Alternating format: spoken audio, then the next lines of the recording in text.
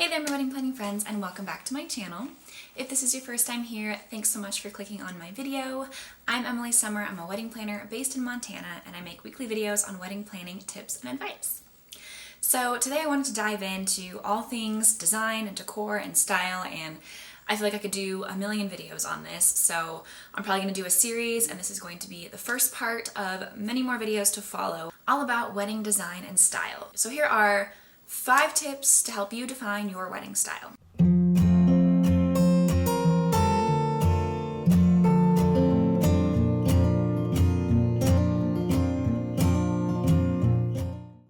Number 1,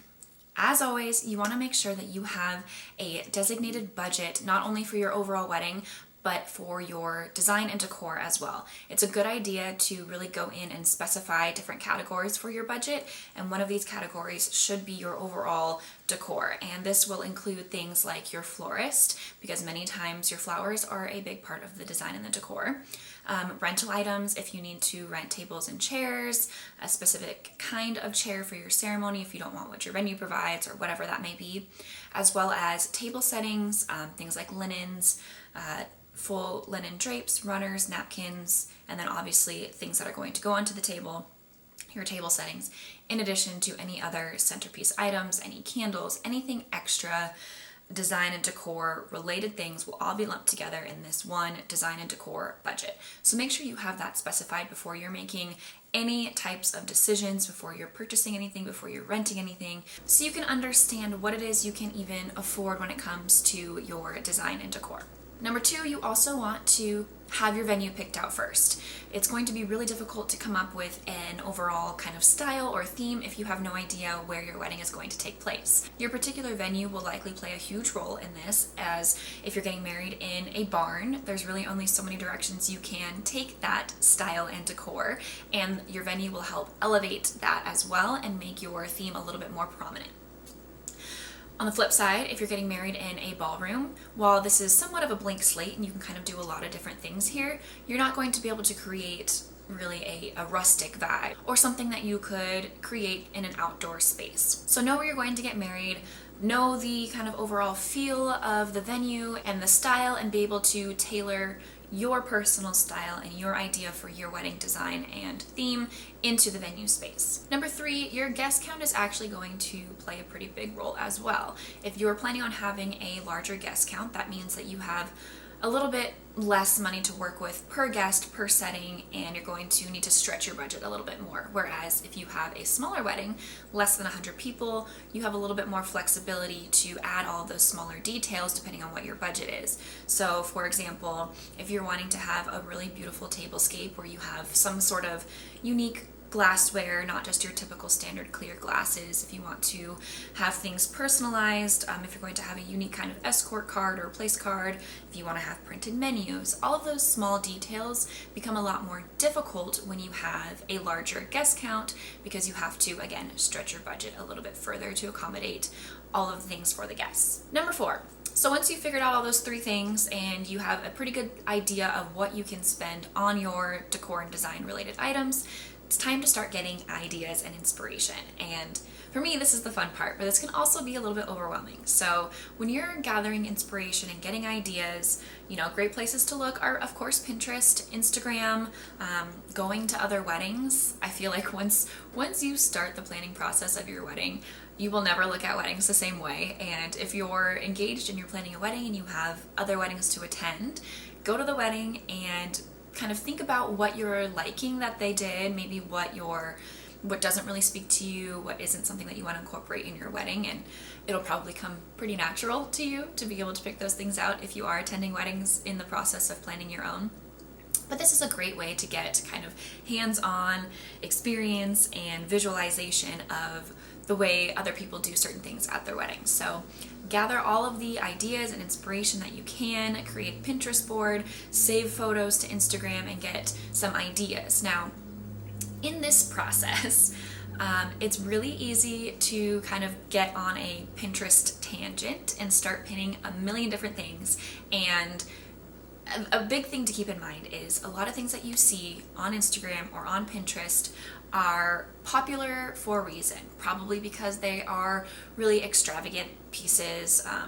some sort of really cool lounge setting or champagne wall or some sort of like statement decor piece. And while those things are very cool and very unique and can be very personalized, they're also going to cost a lot of money. So keep that in mind when you are finding your inspiration, and understand that the things that you're seeing on Pinterest may not have had the same budget you did. So in this idea generation process, it doesn't mean that just because you see something you like, you have to do it or that you should do it. So get the ideas, but then you're going to want to do the proper research afterwards to find out exactly how much those things are going to cost. And don't get too attached to any particular design idea until you've talked to your wedding planner if you have one, gotten an idea of what those things will cost, and reach out locally to see what options are available to you in your area. And number 5, pick a lane and stick to it. So when you're creating these Pinterest boards, when you're creating all these saved folders on Instagram for things that you like, it's really easy to all of a sudden have this massive collection of ideas and inspiration. And so once you have this collection, it's a good idea to go through and kind of hone in on one particular style. So if you're going on a Pinterest spree and you have saved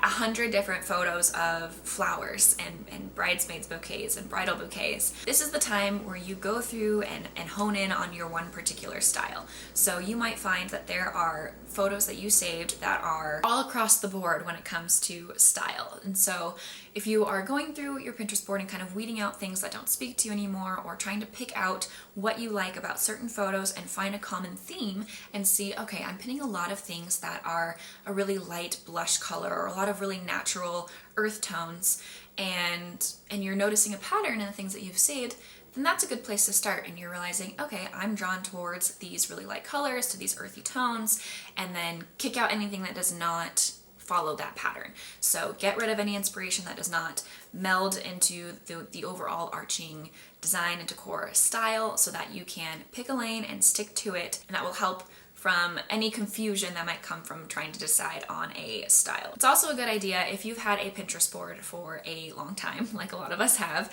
that is for your wedding, and you've been pinning ideas for 10 plus years. Before you start pinning new things, it's a good idea to go into that Pinterest board and start deleting things that don't speak to you anymore. So something you pinned when you were 16 years old is probably not something that you want at your wedding when you're 26. So going through and organizing those boards and making sure that you are deleting things that no longer speak to you, that no longer serve a purpose when it comes to planning your wedding, so that you don't have all of these extra ideas and things kind of clouding what your overall vision is. And this is a huge part of my job whenever I have design clients, is going through their Pinterest boards and figuring out what kind of a style they're leaning towards based on what their Pinterest board shows. And a lot of times there are a lot of things that kind of have a similar theme and a similar style, but then there's these extra items that don't really make sense with the rest. And so that's what you want to get rid of. Get rid of the extra noise and just really hone in on what speaks to you and what you're really liking in a common pattern and a common theme. This process could take a while, and that's okay. It's a good idea to start thinking about this early on in the process,